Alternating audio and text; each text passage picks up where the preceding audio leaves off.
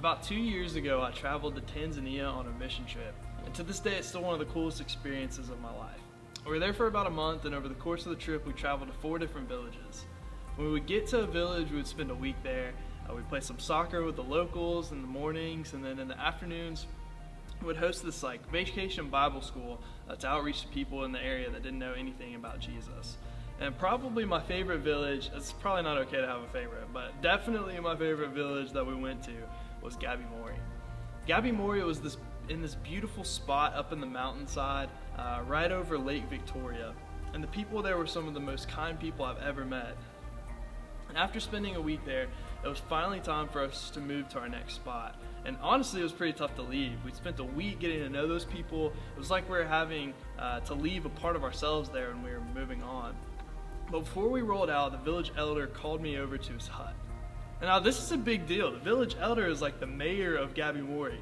He's the one that calls the shots. Whatever happens in there, he knows about it.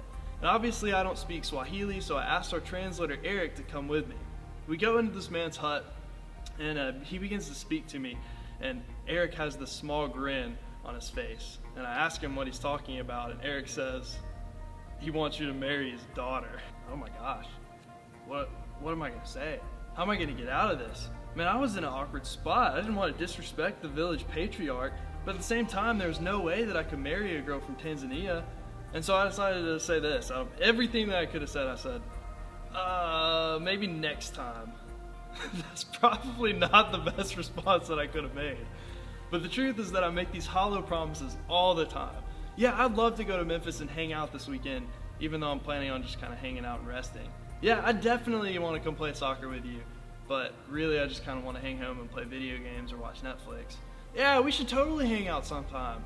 When really I know good and well that when I say that, it's probably not going to happen. And if I dig a little bit deeper, the unfortunate reality is that I do this in my relationship with Jesus too. God, I'll follow you if you get me out of this situation.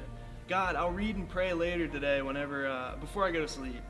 God, I'll wait till I'm older to start to focus on those sorts of things. See, the temptation for us as believers is to come to church and declare ourselves as Christian just because we talk about God.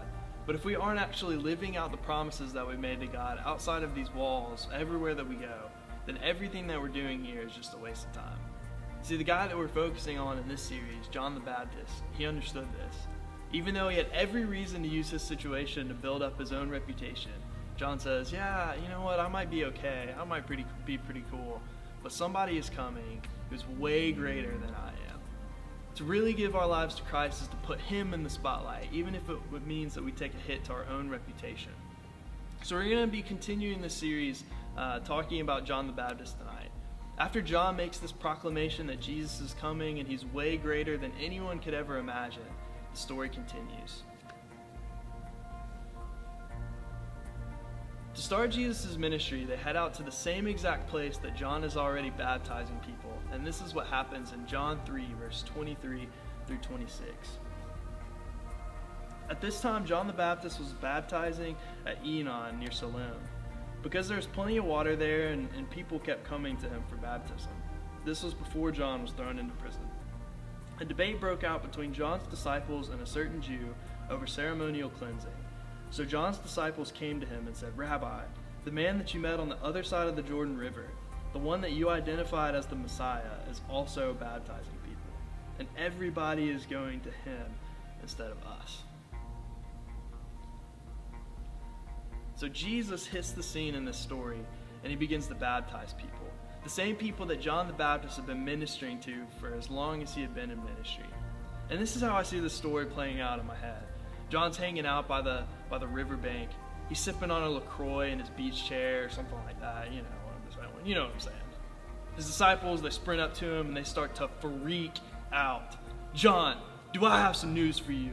This guy, the Messiah, yeah, the one you've been talking about? You know the guy. He's got the beard. He's got the cloak. He's got those eyes that weirdly stare into your soul. The one who's supposedly greater than you and all that. Yeah, he's stealing all the people that you're baptizing. And John just kind of sits there. He stares at him. He applies a little bit more SPF 30. And these guys continue. Don't you understand? He's stealing your thunder. All this work that you've put in. You're not getting any credit for it. All of the rewards, they're not going to you. They're going to him. Aren't you going to do something about it? And check out John's response right here in verse 27. I love this. This is so great. John replied, "No one can receive anything unless God gives it from heaven. You yourselves know how plainly I told you. I'm not the Messiah. I'm only here to prepare the way for him. It's the bridegroom who marries the bride, and the bridegroom's friend is simply glad to stand there with him and hear his vows. Therefore, I'm filled with joy at his success. He must become greater and greater, and I must become less and less." John was presented a chance to take all the glory for himself, a chance to hold on to what was rightfully his, a chance to take credit for the work that God was doing. His disciples were hanging on every word, waiting for him to get mad, to get up, and claim back the people that he had baptized. So John stands up from his chair. He sets down his LaCroix in the sand. He takes off his Ray-Ban sunglasses, and he clears his throat. And he brings up marriage? What? Why in the world would John the Baptist bring up marriage? It doesn't even apply in this story. Or does it? I used to have this perspective that weddings were the most boring thing on planet Earth until some of my friends started to get married. There's something about being there. There's something about seeing the love they have between them. There's something about seeing how stinking happy they are together. All eyes in the room are on the bride and the groom. And it's just an honor to be there and witness two people who are meant for each other join together in marriage. That's the feeling that John the Baptist is describing right here in the story. In that moment, it wasn't about him at all. It was the joy of him getting to see God breaking into the lives of everyone that he had been a witness to. And he just got to be a part of it.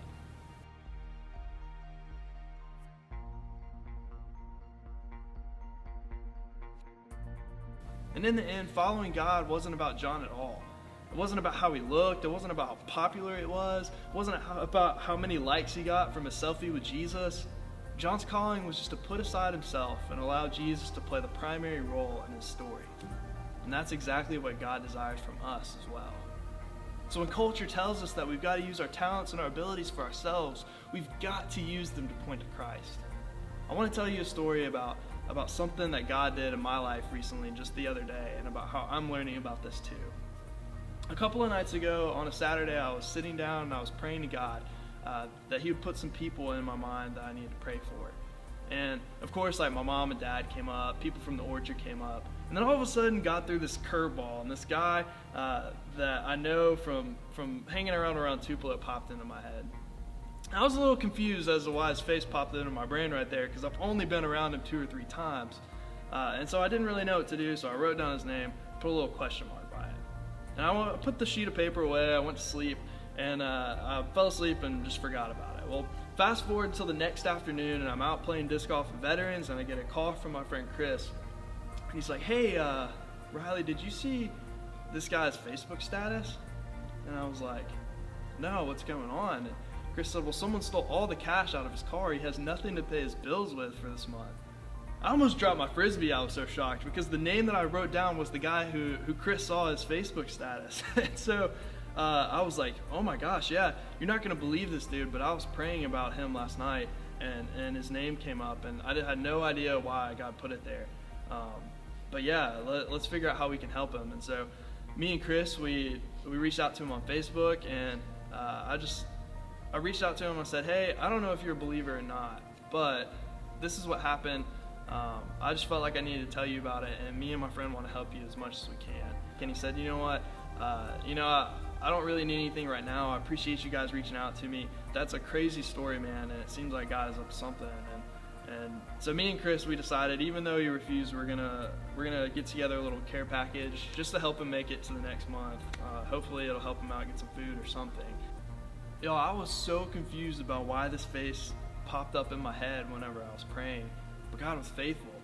It was nothing that I did in my own power. I couldn't orchestrate any of that. That's not a story that I could have written.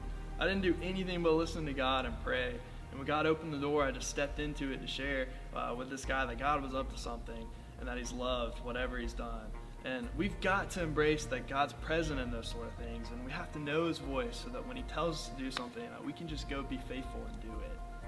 Growth in our relationship with Christ isn't a result of the things that we say, but it's a result of our actions, an overflow of our heart. Like John says, he has to become greater and greater, and we have to become less and less. Our actions should be evidence that Christ is alive in us. What if our motto is to let Christ become greater in our lives? Not boasting in our own abilities, not making empty promises, not bowing down to peer pressure. But what if instead of those things, we begin to open our hearts and our minds to what God might do in us so that he could begin to do a mighty thing through us? That's what John the Baptist understood, and that's what God asked from us as a response to his goodness in our lives. It's just a matter of what we're going to do about it.